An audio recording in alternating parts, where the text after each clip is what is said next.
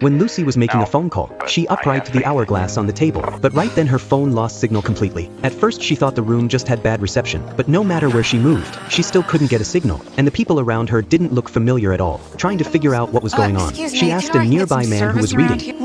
What is going on? Why is everybody in costume? You're a funny girl. We're making a major motion picture. His merry wife. His answer left her stunned, because the movie he mentioned was one she knew very well, and the man in front of her was the lead actor from that movie. But that movie was released in 1947. That's when Lucy realized she might have traveled back in time. She grabbed the film's production sheet and rushed to the library. Okay, Lucille Hargrove, this is not what it looks like. There's a perfectly rational explanation for everything looking like the 1940s. What is happening? She couldn't accept what had just happened, telling herself it must have been a hallucination. But then something strange happened. After counting to 3, she actually returned to the 21st century, seeing the familiar tour guide. Lucy asked about what had just happened. Did you see it? Are they, still there? But the guide had no idea what she was talking about. Lucy walked out of the room to check, and everything looked modern again. Only then did she truly believe she had traveled back to 1947. Still curious, she went back to the room with the hourglass. She flipped it over again, then walked up, and just like she guessed, she was back in 1947. A producer came over and mistook her for an extra. Sandra, right? Candy cane girl? Not wanting to blow her cover, she played along and said she was. Soon she was taken to makeup and became part of the film shoot. Then Jack noticed Lucy. Hi there. Hi. I'm Jack in Houston.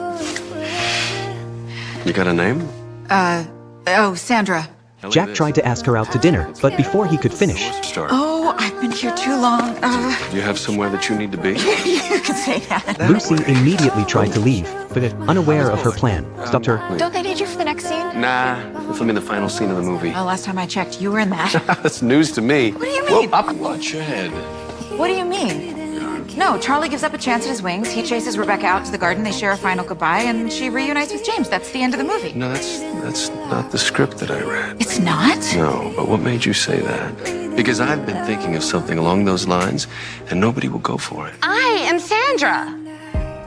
While Jack was distracted, Lucy slipped away, and when the hourglass ran out, she returned to the present. Where did you come from? I can explain.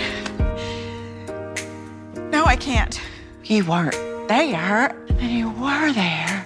What are you wearing? Lucy explained everything to her friend, but before they could figure it all out, the tour guide reminded them the library was closing. Back home, Lucy kept thinking about it. She remembered Jack mentioning a plot point from the movie, but it didn't match the version that was actually released. After watching the movie again, she was sure Jack had said something wrong. Her curiosity grew, and she became desperate to uncover the truth.